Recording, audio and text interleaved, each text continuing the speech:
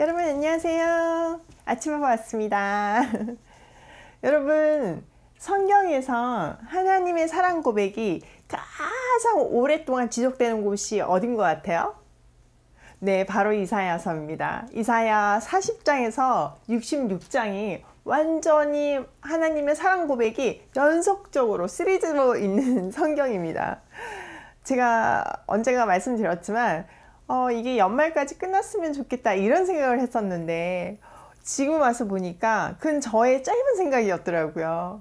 이렇게 하나님의 사랑 고백을 들으면서 한 해를 마무리하고 또 사랑 고백을 들으면서 한 해를 시작한다는 것 자체가 얼마나 소중한지, 특별히 제 상황 속에서 그 주는 메시지가 너무 큽니다. 제가 사실 주말에 되게 몸이 안 좋았어요. 이제 너무 무리하기도 했고 여러 가지 이제 이유 때문에 좀 많이 다운이 돼 있는 상황이었는데 아침에 이 이사야서를 딱 40장을 폈는데 내용은 알고 있잖아요, 사실은. 근데 너무 새롭게 들리는 거예요.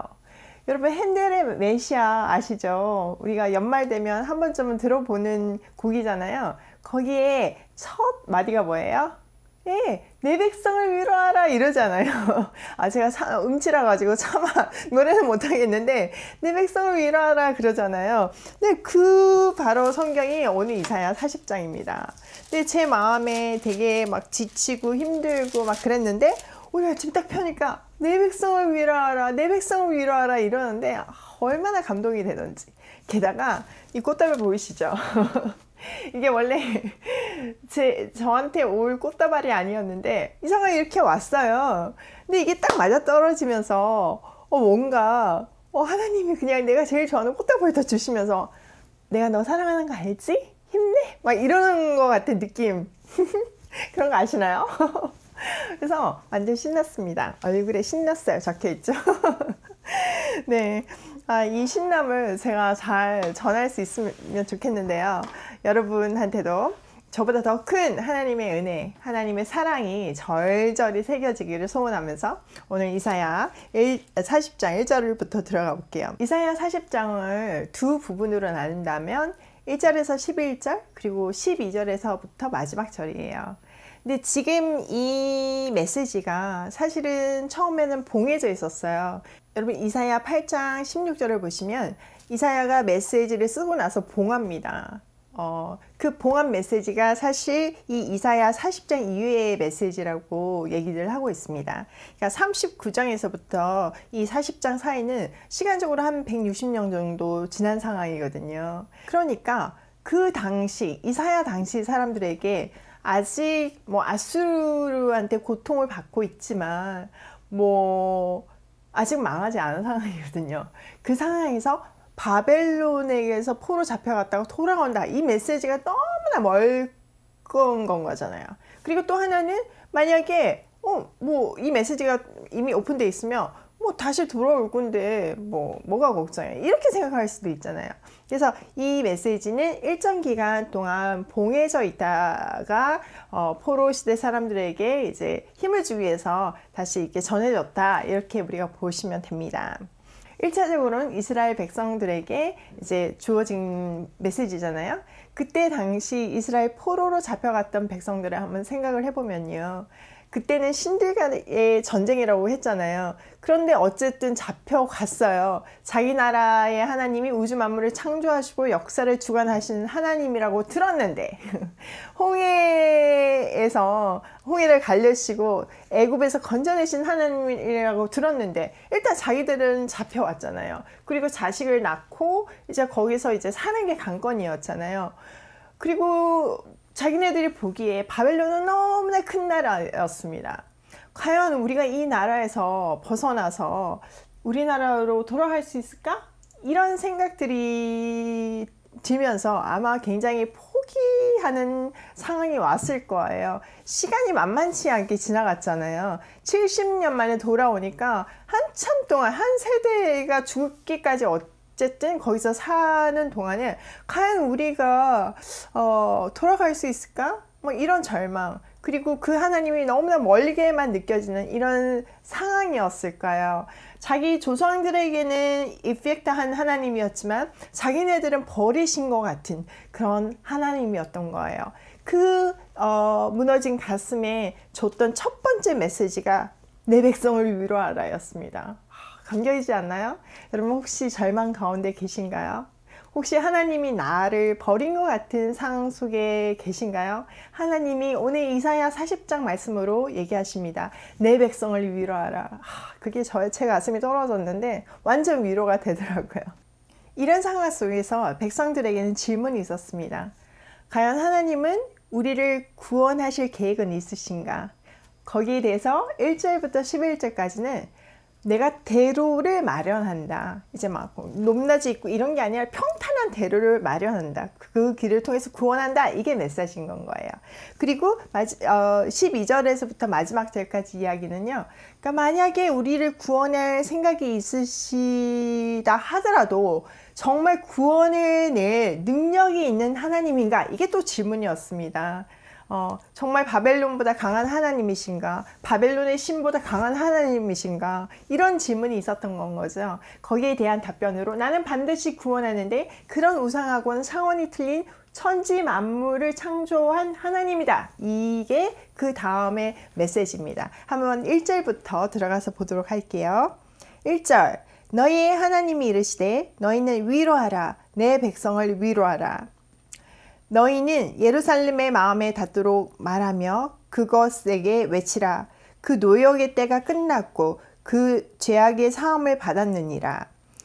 그의 모든 죄로 말미암아 여호와의 손에서 벌을 배나 받았느니라. 할지니라 하시니라. 이렇게 얘기하죠. 하나님은 이제 너희의 하나님 이렇게 얘기하십니다. 그래서 백성을 위로하라고 메시지를 주시죠. 그런데 이렇게 참 2절에 너무 와닿는 게 마음에 닿도록 우리 마음에 닿도록 각 사람한테 어떤 마음에 닿는 말이 있잖아요. 그런 마음에 닿는 말로 외치라는 거예요. 그리고 우상 숭배의 죄값이 치러졌고 충분히 치러졌기 때문에 이제 제사함을 받았다 이 얘기를 하시죠. 3절 외치는 자야 소리여 이르되 너희는 강야에서 여호와의 길을 예비하라. 사막에서 우리 하나님의 대로를 평탄하게 하라. 떠오르는 사람이 있죠? 네, 세례 요한의 사역을 예언하는 그런 문장입니다. 세례 요한의 역할은 예수님의 오실 길을 평탄하게 하는 거였잖아요. 그게 뭐예요? 예수님의 메시지는 구원의 메시지였잖아요. 그런데 구원의 메시지는 그냥 들리는 게 아니에요. 심판. 내가 죽을 수밖에 없는 존재이구나를 깨달은 심판의 메시지 앞에 엎드린 사람한테만 들리는 메시지가 구원의 메시지거든요. 그러니까 우리의 높아진 마음을 평탄하게 하는 작업을 심판의 메시지를 준 사람이 세례 요한이에요. 그러니까 지금 이 얘기는 똑같은 얘기인 건 거예요. 다시 한번 읽어볼까요? 외치는 자의 소리여 이르되 너희는 강야에서 여호와의 길을 예비하라. 사막에서 우리 하나님의 대로를 평탄하게 하라. 강야가 평탄해진다는 겁니다. 4절 볼게요. 골짜기마다 도두어지며 산마다 언덕마다 낮아지며 구르지 아니한 곳이 평탄하게 되며 험한 곳이 평지가 될 것이요 여호와의 영광이 나타나고 모든 육체가 그것을 함께 보리라. 이는 여호와의 입이 말씀하셨느니라. 이렇게 얘기하죠. 자, 골짜기가 막 높은 골짜기가 산과 언덕, 우리나라로 사실 굉장히 험난하잖아요. 근데 여기 이스라엘 강야도 장난이 아니었어요. 엄청난 험난했거든요. 그런데 그 길이 평탄해져서 대로가 생긴다는 겁니다. 그러니까 하나님으로 가는 길, 구원으로 가는 길은 이제 거기에 어떤 거침돌도 없이 그냥 평탄한 길이 만들어진다는 겁니다. 그래서 그 평탄한 길을 통해서 모든 육체가 하나님의 영광을 보게 될 것이라는 거죠. 아멘이죠. 6절 볼게요. 말하는 자의 소리여 이르되 외치라. 대답하되 내가 무엇이라 외치리이까 하니 이르되 모든 육체는 풀이요 그의 모든 아름다움은 들의 꽃과 같으니 풀은 마르고 꽃이 시듬은 여호와의 기운이 그 위에 붐이라. 이 백성은 실로 풀이로다. 풀은 마르고 꽃은 시드나 우리 하나님의 말씀은 영원히 서리라 하라. 이렇게 얘기하는 거죠. 인간의 어떤 육체는 그러니까 너무나 정말 풀같은 존재라는 거죠. 하나님이 뜨거운 바람을 훅 불어버리시면 그냥 사라지는 그런 풀같은 존재라는 거예요. 바벨론이 아무리 위대하게 느껴져도 그건 그냥 풀같은 존재라는 거예요. 그래서 영원한 것은 우리 하나님의 말씀뿐이다, 이 얘기를 하는 거죠. 그러니까 앞에 이 말씀을 성취하는 데 방해하는 것은 아무것도 없다, 이 얘기를 하는 겁니다. 자, 9절 볼게요. 아름다운 소식을 전하는 자여, 너는 높은 산에 오르라. 아름다운 소식을 예루살렘에 전하는 자여, 너는 힘써 소리를 높이라. 두려워하지 말고 소리를 높여 유다의 성읍들에게 이르기를 너희의 하나님을 보라 하라. 네, 아름다운 소식, 복음이 전해지는데요. 이제 높은 산에 올라서 이 아름다운 소식 두 번이나 지금 반복되잖아요. 그래서 예루살렘에 전하는 거죠. 그래서 모든 육체가 하나님을 볼 수 있도록 그렇게 외칩니다. 10절 볼게요. 보라, 주 여호와께서 장차 강한 자로 임하실 것이요 친히 그의 팔로 다스릴 것이라. 보라, 상급이 그에게 있고 보응이 그의 앞에 있으며, 예, 구원과 심판이 있는데 여기 이제 강한 하나님이 등장하신다는 겁니다. 자, 보라, 주목하라. 강한 하나님이 등장하실 건데 그의 팔의 능력을 얘기하는 건 거죠. 그 팔로 다스리시는데 구원과 심판으로 다스릴 것이다, 이 얘기를 하죠. 자, 그 강한 하나님이 막 등장한다니까 순간 긴장할 수 있잖아요. 근데 그 하나님, 그 강한 하나님의 이미지가 어떤 분인지 11절을 얘기하고 있습니다.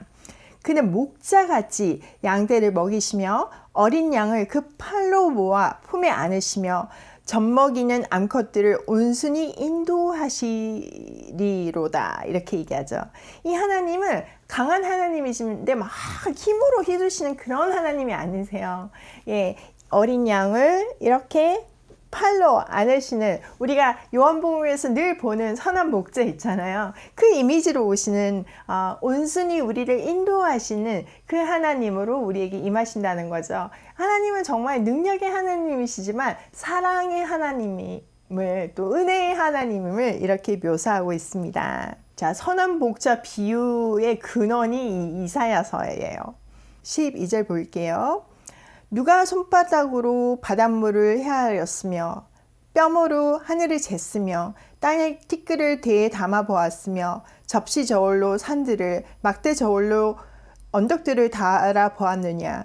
누가 하나님의 영을 지도하였으며 그의 모사가 되어 그를 가르쳤느냐.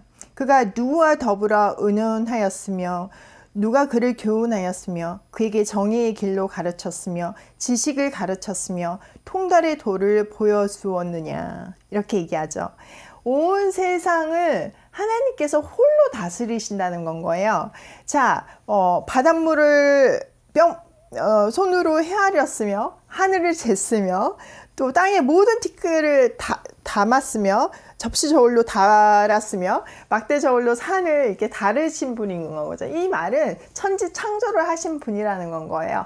그 모든 수치를 다 아시고 계시고 모든 어떤 비밀을 다 알고 계시는 분인데, 그분의 지혜는 그 어떤 것에서 받은 것이 아니라 스스로 하나님에서부터 나왔다. 하나님의 창조성은 이렇게 위대하다는 것을 찬양하고 있습니다. 자, 15절. 보라, 그에게는 열방이 통의 한 방울 물과 같고 저울의 작은 티끌 같으며 섬들은 떠오르는 먼지 같으니. 네, 열방, 온 세상이 그냥 통 가운데 물이 한 방울 떨어지면 그거 뭐 차이가 나나요? 그리고 또 보세요. 저울에 먼지 하나가 앉았어요. 그러면 뭐 저울이 기울어지나요? 아니잖아요. 어떤 영향도 주지 못하잖아요. 그런 것 같이 전 우주, 그러니까 열방이 하나님한테는 아무것도 아니라는 거예요. 그 누구도 하나님을 대적할 존재는 없다는 것을 얘기하고 있습니다. 레바논은 땔감에도 부족하겠고 그 짐승들의 번제에는 부족할 것이라. 그러니까 하나님께 예배를 드린다고 그러면 레바논은 무성하기로 유명하잖아요. 그러니까 거기에 그 나무를 다 패서 번제를 드린다고 해도, 그리고 짐승들을 다 번제를 드린다고 해도 그것도 부족할 정도로 하나님은 위대하시다, 이 얘기를 하시는 거죠. 그래서 17절. 그의 앞에서는 모든 열방이 아무것도 아니라 그는 그들을 없는 것 같이 빈 것 같이 여기시느니라. 하나님은 이렇게 위대하셔서 정말 열방이 아무것도 아니라는 거야. nothing이라는 거예요. 니네가 이렇게 무섭게 생각하는 바벨론 nothing이라는 거예요. 이 하나님을 의지해라 그러는 거예요. 자, 18절 볼게요. 그런즉 너희가 하나님을 누구와 같다 하겠으며 무슨 형상을 그에게 비기겠느냐. 우상은 장인이 부어 만들었고 장색이 금으로 입혔고 또 은사슬을 만든 것이니라. 궁핍한 자는 거제를 드릴 때에 썩지 아니하는 나무를 택하고 지혜로운 장인을 구하여 우상을 만들어 흔들리지 아니하도록 세우느니라. 이렇게 얘기해요. 도대체 하나님과 누구를 비교하겠냐는 건 거예요. 우상은 결국 사람이 만든 거 아니냐. 사람이 만든 거랑 사람을 창조하신 거랑 어떻게 비교를 하겠냐 이러는 거죠. 20절 표현이 너무 재밌어요. 그러니까 뭐 좋은 나무로 이제 우상을 만들었잖아요. 지혜로운 장인이 우상을 만들었잖아요. 그렇게 그 우상을 만든 목적은 섬기려고 만들었잖아요. 근데 맨 끝에 보세요. 그 우상이 혼자 서지도 못해서 흔들리니까 그 밑에 이제 받치는 거잖아요. 뭐 돌을 개든지 뭐 못을 박든지. 그래서 이렇게 똑바로 혼자 서지도 못하는 그런 우상을 섬기는 니네가 너무 한심하지 않니? 이 얘기를 하는 겁니다. 너무 재밌어요. 자, 21절 볼게요. 너희가 알지 못하느냐, 너희가 듣지 못하느냐, 태초부터 너희에게 전하지 아니하였느냐, 땅의 기초가 창조될 때부터 너희가 깨닫지 못하느냐. 그는 땅이 궁창에 앉으시나니 땅에 사는 사람들은 메뚜기 같으니라. 그는 하늘을 차일같이 펴셨으며 거저에 천막같이 치셨고 귀인들을 펴하시며 세상의 사들을 헛되게 하시나니 그들은 겨우 심기고 겨우 뿌려 졌으며 그 줄기가 겨우 땅에 뿌리를 박자 곧 하나님이 입김을 부시니 그들은 말라 해오리 바람에 불려가는 촉에 같도다. 거룩하신 이가 이르시되 그런즉 너희가 나를 누구에게 비교하여 나를 그와 동등하게 하겠느냐 하시니라. 너희는 눈을 높이 들어 누가 이 모든 것을 창조하였나 보라. 주께서는 수요대로 만상을 이끌어내시고 그들의 모든 이름을 부르시나니 그의 건세가 크고 그의 능력이 강함으로 하나도 빠짐이 없느니라. 그러니까 하나님은 이렇게 나랑 비교할 수 있는 존재는 아예 없다는 건 거예요. 천지를 누가 창조하였는지를 한번 생각해보고 이 천지를 바라보면서 하나님의 스케일을 한번 생각해보면 하나님하고 대적할, 하나님하고 견줄 그 누구도 찾지 못할 것이라는 겁니다. 사람들은 나무, 돌로 만든 어떤 우상도 만들었지만 하늘, 별, 뭐 달, 해 이런 것도 섬겼잖아요. 그러니까 이 사람들이 의지하고 섬기는 모든 신이 결국은 하나님의 피조물이다. 그러니까 하나님하고 견줄 수 있는 존재는 아무도 없다. 이 얘기를 하시는 겁니다. 자, 27절 볼게요. 야곱아 어찌하여 내가 말하며 이스라엘아 내가 이르기를 내 길은 여호와께 숨겨졌으며 내 송사는 내 하나님에게서 벗어난다 하느냐. 그러니까 이스라엘 사람들이 지금 잡혀갔잖아요. 그러니까 이제 하나님은 우리를 잊어버렸나 봐. 내 길은 하나님이 숨겨버리신 것 같아. 하나님이 관심도 없으신 것 같아. 이렇게 이스라엘이 얘기하고 있을 때 28절을 얘기하시는 거죠. 너는 알지 못하느냐, 듣지 못하느냐. 영원하신 하나님 여호와 땅끝까지 창조하신 이는 피곤하지 않으시며 곤비하지 않으시며 명철이 한이 없으시며. 네, 그 이스라엘이 지금 바벨론 포로 잡혀가지고 시간이 한참 지나니까 막 좌절하고 절망한 상황이잖아요. 그러니까 굉장히 지쳐있는 상황이잖아요. 그러니까 계속 피곤하지 않으시며 계속 이 말을 반복하십니다. 그래서 너희같이 지치는 하나님이 아니다. 하나님의 때가 있는데 하나님은 그 때를 기다리시는 분이다. 이 얘기를 하는 거죠. 자, 29절 피곤한 자에게는 능력을 주시며 무능한 자에게는 힘을 더하시나니. 하나님은 포기하신 게 아니라 피곤한 사람에게도 능력을 주시고 지친 사람한테도 능력을 주신다는 거죠. 무능한 사람에게도 지혜를 주셨고 힘을 주셔서 그 일을 행하게 하신다는 겁니다.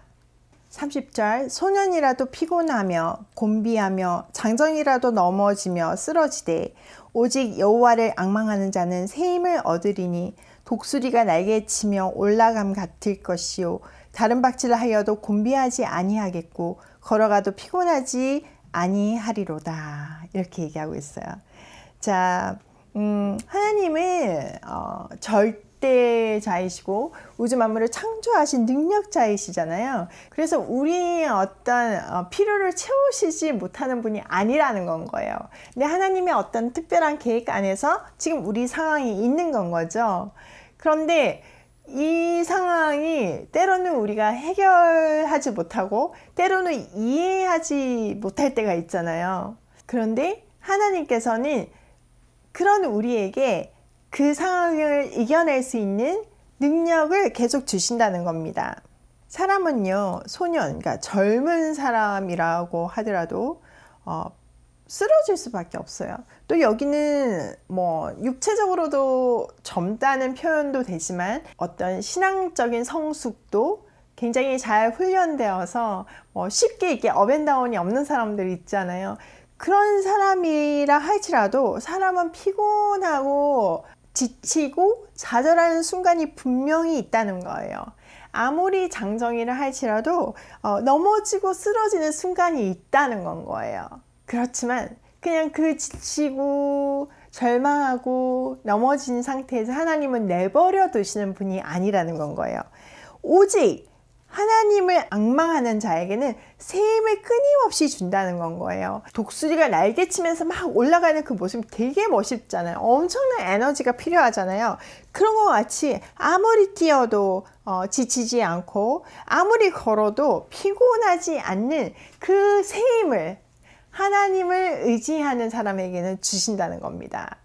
그러니까 우리가 살아남는 힘은, 우리가 절망 속에서 이겨내는 힘은 오직 하나님만 바랄 때 가능하다는 건 거예요. 그러면 여러분, 이 하나님을 바란다는 말은 도대체 무엇일까요? 하나님만 믿고 아무것도 안 하는 게 하나님만 바라는 걸까요? 그렇다고 내 지혜로 막 이렇게 저렇게 부딪혀 보는 거, 그것도 당연히 아니죠. 그러면 하나님만 바란다는 건 도대체 뭘까요? 제가 깨달은 거는 그거예요. 하나님의 할 일과 내가 할 일이 분명히 있어요. 예를 들어서 제 비즈니스를 생각해 본다면 요즘 경기도 너무 안 좋고 앞으로는 더 안 좋을 거란 전망이 있어요.